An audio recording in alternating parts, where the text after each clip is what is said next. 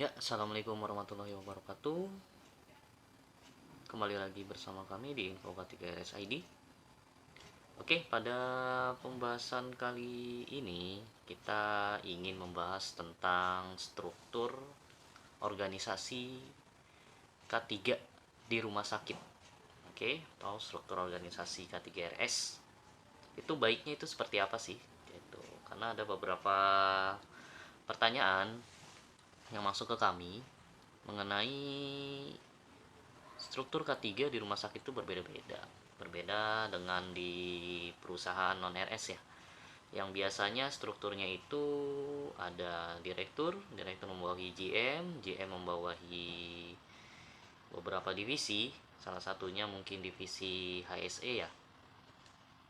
Lalu di bawah divisi HSE itu ada SPV HSE, ada manajer HSE, ada staff-staff HSE. Terkadang HSE itu juga digabung dengan bagian mutu. Oke, jadi di dalamnya ada QHSE, Quality, Health, Safety, and Environment. Oke. Nah, lalu di rumah sakit kita tidak pernah mungkin atau jarang sekali melihat struktur organisasi K3 yang mirip dengan di perusahaan-perusahaan non-RS. Biasanya K3 di rumah sakit itu tergabung dalam bagian umum atau bagian IPSRS dan dia bergerak sendiri. Maksudnya bergerak sendiri itu adalah K3 ini ya hanya K3 saja gitu. Dia tidak mengerjakan lingkungan, dia juga tidak mengerjakan quality atau mutu. Beda dengan di perusahaan non-RS, biasanya orang K3 itu juga mengerjakan soal lingkungan, juga mengerjakan soal mutu gitu. Bahkan di perusahaan-perusahaan non-RS yang besar, K3-nya itu dia terbagi lagi menjadi beberapa poin. Misal dalam satu divisi HSE di bawahnya itu ada khusus K3, khusus lingkungan, dan khusus bagian mutu gitu. Nah, sayangnya di rumah sakit itu tidak seperti itu. Karena untuk ketenagaan sendiri diatur ya berdasarkan nakes non nakes. Misalnya di K3 sendiri sudah ada jabatan nakes pembimbing kesehatan kerja, di lingkungan sudah ada kesehatan lingkungan, jadi jarang sekali untuk pekerjaan K3 ini melingkupi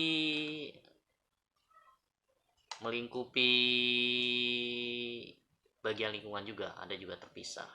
Oke, kita akan melihat bagaimana regulasi struktur K3 berdasarkan regulasi di Permenkes 66 tahun 2016 tentang K3 rumah sakit. Oke. Ini sudah saya buka ya untuk Permenkesnya di pasal 24. Pasal 24 ini berbicara tentang rumah sakit wajib menyelenggarakan K3RS. Untuk penyelenggaraan itu maka wajib dibentuk atau menunjuk satu unit kerja. Oke. Ini ada di sini, membentuk atau menunjuk satu unit kerja fungsional yang bertanggung jawab terhadap penyelenggaraan K3 rumah sakit. Oke. Nah, unit kerja fungsional sebagaimana yang dimaksud pada ayat 1 itu dapat berbentuk komite tersendiri atau terintegrasi dengan komite lainnya dan atau instalasi K3RS. Oke. Jadi secara regulasi ini sudah jelas sekali ya. Kalau di rumah sakit wajib membentuk satu unit kerja fungsional. Bentuknya itu entah dia komite tersendiri, komite K3RS, atau terintegrasi dengan komite lainnya. Nah, dan atau instalasi K3RS. Jadi bisa bentuknya komite K3RS, bisa bentuknya instalasi K3RS, atau terintegrasi dengan komite lainnya. Oke, jadi 3 poin tersebut. Jadi kita bahas satu-satu ya. Oke, saya buka lagi. Nah, untuk rumah sakit yang mengusung tema komite K3RS, biasanya strukturnya sebagai berikut. Ada direktur, membawahi ketua komite K3, dan membawahi anggota K3RS. Oke. Biasanya direktur, ketua komite ini di rumah sakit kebanyakan masih fungsional ya. Jadi jabatannya dijabat oleh orang lain yang tidak murni bekerja di ketua komite K3RS. Bisa jadi dia dokter spesialis K3, SPOK, atau dokter umum yang sudah dilatih Perkes, atau juga bisa orang K3 itu sendiri gitu. Jadi memang dia sudah ditunjuk untuk menjadi ketua komite K3RS. Oke. Ini struktur yang pertama. Lalu struktur yang kedua yaitu instalasi K3RS. Oke. Kalau sesuai regulasi, atasannya sih boleh direktur atau wakil direktur ya. Jadi kalau dia langsung di bawah direktur boleh, di bawah wakil direktur itu boleh, asalkan instalasi K3RS ini itu tidak di bawah satu manajer atau kabin. Jadi kalau dia di bawah manajer umum itu sebaiknya tidak. Kalau dia di bawah manajer IPSRS itu sebaiknya tidak. Atau dia di bawah manajer HRD atau SDM itu sebaiknya tidak, atau tidak diperbolehkan. Jadi untuk strukturnya sendiri, direktur atau wakil direktur membawahi satu langsung divisi yang namanya K3RS, di mana di dalamnya itu ada ketua instalasi K3RS dan staf K3RS-nya. Oke.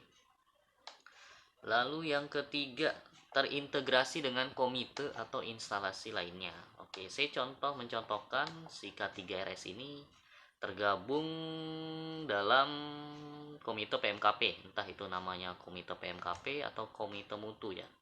Biasanya di dalam komite mutu atau PMKP dia membawahi beberapa subkomite, bisa misalnya berbentuk subkomite mutu, subkomite keselamatan pasien, subkomite manajemen risiko. Nah, kalau rumah sakit Anda ingin memasukkan K3 dalam komite ini, itu juga bisa. Jadi tinggal tambahkan satu poin subkomite bernama subkomite K3RS. Oke. Ini juga bisa seperti ini. Nah, atau terintegrasi dengan komite atau instalasi lainnya. Nah, atau bisa juga seperti ini. Ini yang biasa terjadi di rumah sakit ya. Jadi wakil direktur membawahi kepala bagian umum, di dalamnya umum itu ada URT, logistik, K3, KL, linen, dan lain-lain. Nah, ini yang biasa berjalan. Oke. Yang biasa berjalan rumah sakit kebanyakan masih seperti ini, entah dia di bagian umumnya atau di bagian IPSRS atau sarana prasarana atau building and maintenance atau juga engineering, kadang juga ada yang seperti itu. Nah, ini yang menurut saya tadi di bawah engineering itu seperti apa sih? Biasanya kayak gini, direktur, PSRS, medis, non medis, ada K3RS. Kebanyakan rumah sakit itu ada yang seperti ini ya. Rumah sakit di Indonesia kebanyakan strukturnya seperti ini. Oke. Nah, lalu apa sih kelebihan dan kelemahannya gitu. Nanti kita bahas selanjutnya. Namun saya rekomendasikan ada satu struktur khusus K3 di rumah sakit, mungkin bisa mencontoh sebagaimana perusahaan-perusahaan lainnya gitu. Jadi kalau kita mencontoh perusahaan non RS biasanya berbentuk QSHE atau QHSE, Quality and Health Safety Environment. Oke, di mana di dalamnya ada quality, ada lingkungan, ada K3. Nah, kalau kita mencontek bagaimana struktur perusahaan non RS, kita bisa mengakomodirnya dengan struktur sebagai berikut. Jadi direktur membawahi komite quality dan K3 ya, dimana di dalamnya ada mutu, keselamatan pasien, K3 juga counseling gitu. Nah, saya sih lebih prepare kalau struktur di rumah sakit itu bentuknya seperti ini gitu. Oke, direktur, komite KIC, mutu, keselamatan pasien, dan ASE. Bahkan kalau ditambah satu lagi dengan PPI itu juga jauh lebih baik. Oke, karena memang antara mutu, keselamatan pasien, K3, dan PPI itu memegang uraian tugas yang mirip-mirip ya sebagai pengawas atau monitoring keberjalanan mutu layanan di pasien. Kalau mutu bagian mutunya, pasien keselamatan pasien bagi pasien safety-nya, K3 bagian keselamatan kerja dan kesehatan kerja, PPI bagian infeksi, pengendalian infeksinya. Jadi kalau dia struktur bisa digabungkan, itu lebih baik lagi. Oke. Lalu untuk kelebihan kekurangan sebenarnya cukup banyak ya di rumah sakit. Kenapa? Karena memang kalau kita berbicara struktur komite K3-nya seperti ini, plek seperti regulasi, ada namanya komite K3RS. Nah, biasanya kendalanya adalah apakah rumah sakit tersebut mau menunjuk ketua komite K3 itu secara full timer. Itu pasti jarang sekali. Betul? Jarang sekali. Lalu, dan ini opsi seperti ini sebenarnya sudah banyak dilakukan oleh rumah sakit ya. Cuma lagi-lagi akhirnya ujung-ujungnya kebanyakan staf K3RS-nya ya bekerja sendiri gitu. Apalagi biasanya dalam satu unit atau satu rumah sakit biasanya K3RS-nya itu hanya satu gitu. Plus minusnya seperti itu. Lalu yang kedua berkaitan dengan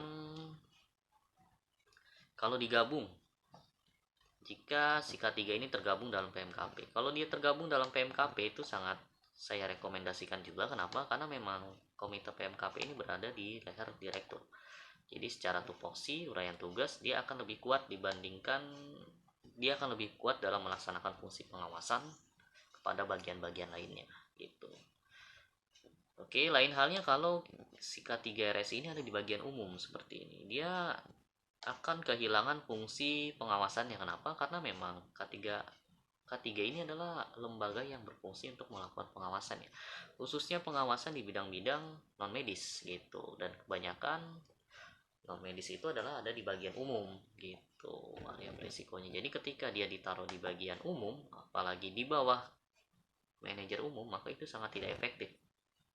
Karena dia secara tidak langsung dia tidak akan bisa mengaudit kebijakan-kebijakan yang dilakukan oleh manajer umum gitu. Jadi memang ada baiknya ketiga ini diserahkan kepada lembaga-lembaga yang independen, entah berbentuk komite atau terintegrasi dengan komite lainnya gitu.